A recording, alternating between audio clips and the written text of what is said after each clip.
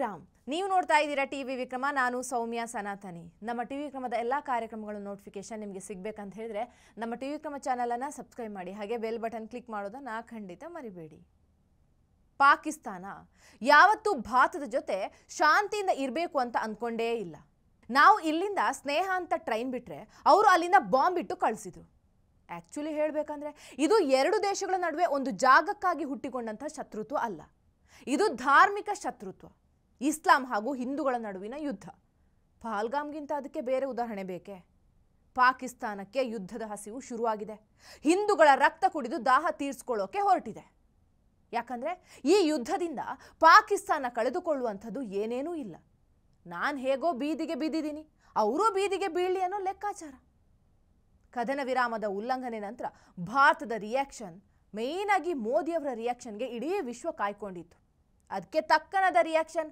ಮೋದಿಜಿ ಕಡೆಯಿಂದ ಬಂದಿದೆ ಇದು ಯುದ್ಧದ ಅಂತ್ಯ ಅಲ್ಲ ಜಸ್ಟ್ ವಿರಾಮ ಅಂತ पहला भारत पर आतंकी हमला हुआ तो मुंह तोड़ जवाब दिया जाएगा हम अपने तरीके से अपनी शर्तों पर जवाब देकर रहेंगे हर उस जगह जाकर कठोर कार्रवाई करेंगे जहां से आतंकी जड़ें निकलती हैं दूसरा कोई भी न्यूक्लियर ब्लैकमेल भारत नहीं सहेगा न्यूक्लियर ब्लैकमेल की आड़ में पनप रहे आतंकी ठिकानों पर भारत सटीक और निर्णायक प्रहार करेगा तीसरा हम आतंक की सरपरस्त सरकार और आतंक के आकाओं को अलग अलग नहीं देखेंगे ಪಾಕಿಸ್ತಾನಕ್ಕೆ ಮೋದಿಜಿ ಮಾತು ಕೇಳಿದ್ದೇ ತಡ ಕೂಡಲೇ ಆ ಕಡೆಯಿಂದ ಡ್ರೋನ್ ದಾಳಿ ಮಾಡ್ತಾರೆ ಇದೆಲ್ಲದರ ನಡುವೆ ಡಿಜಿಎಂಒ ಮೀಟಿಂಗ್ ಕೂಡ ನಡೆದಿದೆ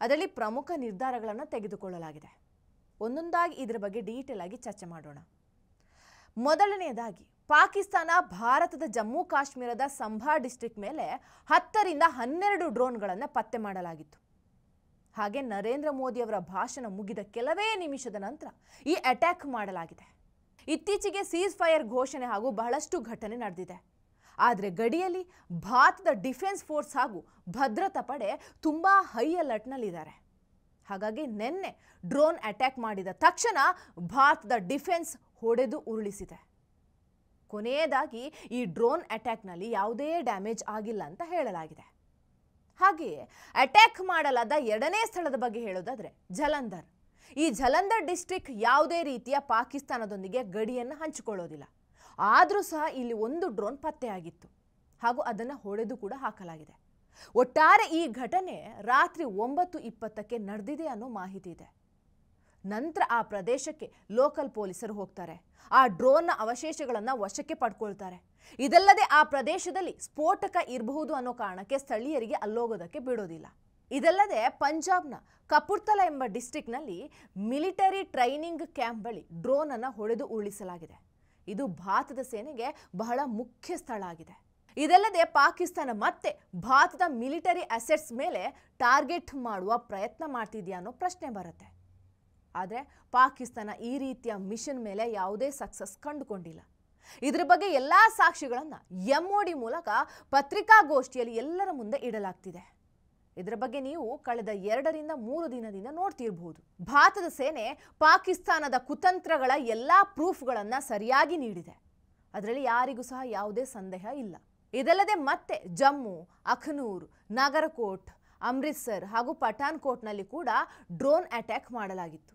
ಹಾಗೆ ಅದನ್ನು ಭಾರತದ ಡಿಫೆನ್ಸ್ ಸಿಸ್ಟಮ್ ತಡೆದಿದೆ ಈ ಅಟ್ಯಾಕ್ ಶುರುವಾಗೋ ಮುಂಚೆ ಜಮ್ಮು ಅಖ್ನೂರ್ ನಗರಕೋಟ್ ಅಮೃತ್ಸರ್ ಹಾಗೂ ಪಠಾನ್ಕೋಟ್ ಹಾಗೂ ಹಲವಾರು ಗಡಿ ಪ್ರದೇಶದಲ್ಲಿ ಬ್ಲ್ಯಾಕ್ ಔಟ್ ಆರ್ಡರ್ ಮಾಡಲಾಗಿತ್ತು ಇದರಿಂದ ನಾಗರಿಕರ ಮೇಲೆ ಆಗುವ ದಾಳಿಯನ್ನು ತಡೆಯುವ ಪ್ರಯತ್ನ ಆಗಿತ್ತು ಇದಲ್ಲದೆ ಹಲವಾರು ದಿನದಿಂದ ಪಶ್ಚಿಮ ವಲಯದಲ್ಲಿ ಏರ್ ಸ್ಪೇಸ್ ಅನ್ನು ಕ್ಲೋಸ್ ಮಾಡಲಾಗಿತ್ತು ಈ ಏರಿಯಾದಲ್ಲಿ ವಿಮಾನ ಹಾರಾಟ ಸ್ಥಗಿತ ಆಗಿತ್ತು ಇದನ್ನು ನೀವು ನೋಡಿರಬಹುದು ಯಾಕಂದರೆ ಭಾರತ ಹಾಗೂ ಪಾಕಿಸ್ತಾನದ ನಡುವೆ ನಡೀತಾ ಇರುವಂತಹ ಯುದ್ಧದಿಂದ ನಾಗರಿಕರ ರಕ್ಷಣೆಗೋಸ್ಕರ ಇದನ್ನು ಕ್ಲೋಸ್ ಮಾಡಲಾಗಿತ್ತು ಫೈನಲಿ ಅದನ್ನು ಈಗ ಓಪನ್ ಮಾಡಲಾಗಿದೆ ಆದರೆ ದೆಹಲಿಯಿಂದ ಒಂದು ನಾಗರಿಕರ ವಿಮಾನ ಅಮೃತ್ಸರ್ಗೆ ಟೇಕ್ ಆಫ್ ಆಗಿತ್ತು ನಂತರ ದಾರಿ ಮಧ್ಯದಲ್ಲಿ ಅಮೃತ್ಸರ್ನಲ್ಲಿ ಬ್ಲ್ಯಾಕ್ ಔಟ್ ಮಾಡಲಾಗಿತ್ತು ನಂತರ ದಾರಿ ಮಧ್ಯದಲ್ಲಿ ಆ ವಿಮಾನವನ್ನು ದೆಹಲಿಗೆ ಹಿಂತಿರುಗಿಸ್ತಾರೆ ಒಟ್ಟಾರೆ ಮತ್ತೆ ಪಾಕಿಸ್ತಾನ ಭಾರತದ ಡಿಫೆನ್ಸ್ ಸಿಸ್ಟಮ್ ಅನ್ನು ಪರೀಕ್ಷಿಸುವ ಪ್ರಯತ್ನ ಮಾಡ್ತಾ ಇದೆ ಆದರೆ ಪಾಕಿಸ್ತಾನಕ್ಕೆ ಏನೂ ಮಾಡೋಕ್ಕಾಗಲ್ಲ. ಯಾಕಂದರೆ ಭಾರತದ ಡಿಫೆನ್ಸ್ ಸಿಸ್ಟಮ್ ಸುರಕ್ಷಿತವಾಗಿದೆ. ಈ ಡಿಫೆನ್ಸ್ ಸಿಸ್ಟಮನ್ನು ಭೇದಿಸೋದು ಪಾಕಿಸ್ತಾನಕ್ಕೆ ತುಂಬ ಕಷ್ಟ. ಜೊತೆಗೆ ಭಾರತದ ಡಿಫೆನ್ಸ್ ಹೇಗಿದೆ, ಎಷ್ಟು ಲೇಯರ್ನಲ್ಲಿ ಕವರ್ ಮಾಡಲಾಗಿದೆ, ಇದೆಲ್ಲವನ್ನು ಕೂಡ DGMO ಪತ್ರಿಕಾಗೋಷ್ಠಿಯಲ್ಲಿ ಸ್ಪಷ್ಟವಾಗಿ ತಿಳಿಸಿದೆ. ಇಲ್ಲಿ ಪಾಕಿಸ್ತಾನದ ದುರಹಂಕಾರ ಹೇಗಿದೆ ನೋಡಿ. ಮೋದಿಜಿ ಪಾಕಿಸ್ತಾನಕ್ಕೆ ವಾರ್ನಿಂಗ್ ಅನ್ನು ಕೊಡ್ತಾರೆ. ಇದಾದ ಕೆಲವೇ ಸಮಯದಲ್ಲಿ ಪಾಕಿಸ್ತಾನದ ಕಡೆಯಿಂದ ಭಾರತದ ಮೇಲೆ ದಾಳಿ ಆಗುತ್ತೆ. ಅಂದರೆ ನರೇಂದ್ರ ಮೋದಿಯವರ ಮಾತನ್ನು ಡಮ್ಮಿ ಮಾಡೋ ಪ್ರಯತ್ನ ಪಾಕಿಸ್ತಾನದ್ದು. ನೋಡಿ, ಪಾಕಿಸ್ತಾನದ ಬಳಿ ಇರೋದು ಲೋ ಕಾಸ್ಟ್ ಡ್ರೋನ್. ಈ ಎಲ್ಲ ಡ್ರೋನ್ ಚೈನಾ ಮೇಡ್. ಆದ್ರಿಂದ ಭಾರತದ ಡಿಫೆನ್ಸ್ ಸಿಸ್ಟಮ್ ಡ್ರೋನ್ಗಳನ್ನು ಪರೀಕ್ಷಿಸುವ ಪ್ರಯತ್ನ ಮಾಡ್ತಾ ಇದೆ. ಇದರಲ್ಲಿ ಪಾಕಿಸ್ತಾನದ ಪ್ಲಾನ್ ಏನಂದರೆ, ಹೇಗಿದ್ರೂ ಪಾಕಿಸ್ತಾನದ್ದು ಕಡಿಮೆ ಬೆಲೆಯ ಡ್ರೋನ್, ಇದನ್ನು ಹೊಡೆಯೋದಕ್ಕೆ ಭಾರತ ತನ್ನ ರಾಕೆಟ್ ಲಾಂಚ್ ಮಾಡಿದರೆ ಭಾರತಕ್ಕೆ ಹೆಚ್ಚು ಖರ್ಚು ಬರುತ್ತೆ. ಅಂದಹಾಗೆ ಈ ಪ್ಲಾನ್ ಮೂಲತಃ ಹಮಾಸ್ನದು. ಇಸ್ರೇಲ್ ಮೇಲೆ ಅವರು ಹಿಂಗೇ ಮಾಡಿದ್ದು. ಹಮಾಸ್ ಇಸ್ರೇಲ್ ಮೇಲೆ ಕಡಿಮೆ ಬೆಲೆಯ ಡ್ರೋನ್ನಿಂದ ಅಟ್ಯಾಕ್ ಮಾಡ್ತು. ಅದನ್ನು ತಡೆಯೋದಕ್ಕೆ Israel Iron Dome defence system ಬಳಸಿತ್ತು. ಇದರ ಒಂದು ರಾಕೆಟ್ ಲಾಂಚ್ ಮಾಡಿದರೆ ಅದರ ಖರ್ಚು 70 ರಿಂದ 80 ಲಕ್ಷ ಆಗುತ್ತೆ. ಆದರೆ ಭಾರತ ಅಷ್ಟೆಲ್ಲ ಖರ್ಚು ಇಲ್ಲ ಬಿಡಿ. ನಾವು ಒಂದು ರಾಕೆಟ್ಗೆ ಖರ್ಚು ಮಾಡಿದರೆ ಹೆಚ್ಚು ಕಮ್ಮಿ 10 ಲಕ್ಷ ಖರ್ಚಾಗತ್ತೆ. ಇದಲ್ಲದೆ ನಿನ್ನೆ ಭಾರತ ಹಾಗೂ ಪಾಕಿಸ್ತಾನದ ನಡುವೆ DGMO ಮೀಟಿಂಗ್ ನಡೆದಿದೆ. ಈ ಮೀಟಿಂಗ್ನಲ್ಲಿ ಎರಡೂ ದೇಶದ ಕಡೆಯಿಂದ LOCನಲ್ಲಿ ಕದನ ವಿರಾಮ ಮಾಡಿಕೊಂಡಿದೆ. ಅಂದರೆ ಭಾರತ ಆಗಲಿ ಅಥವಾ ಪಾಕಿಸ್ತಾನ ಆಗಲಿ ಈ ಎರಡೂ ಗಡಿ ಭಾಗದಿಂದ ಒಂದು ಬುಲೆಟ್ ಕೂಡ ಫೈರ್ ಮಾಡುವ ಹಾಗಿಲ್ಲ ಅಂತ ನಿರ್ಧಾರ ಮಾಡಿದ್ದಾರೆ. ಜೊತೆಗೆ ಡಿ-ಎಸ್ಕಲೇಟ್ ಬಗ್ಗೆ ಮಾತನಾಡಲಾಗಿದೆ.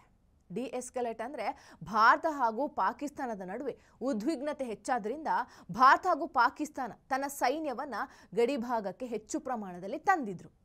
ಈಗ ಮತ್ತೆ ಮೊದಲಿದ್ದ ಸ್ಥಾನಕ್ಕೆ ತರುವುದರ ಬಗ್ಗೆ ನಿರ್ಧರಿಸಲಾಗಿದೆ. ಇದಲ್ಲದೆ ಪಾಕಿಸ್ತಾನ ಇನ್ನು ಮುಂದೆ LOCಯಿಂದ ಆಚೆಗೆ ಯಾವುದೇ ಡ್ರೋನ್ ಚಟುವಟಿಕೆ ನಡೆಸೋದಿಲ್ಲ ಅಂತ ಭರವಸೆಯನ್ನು ಕೊಟ್ಟಿದೆ. ಆದರೆ ಈ ಕಂತ್ರಿ ದೇಶವನ್ನು ನಂಬೋದು ಹೇಗೆ?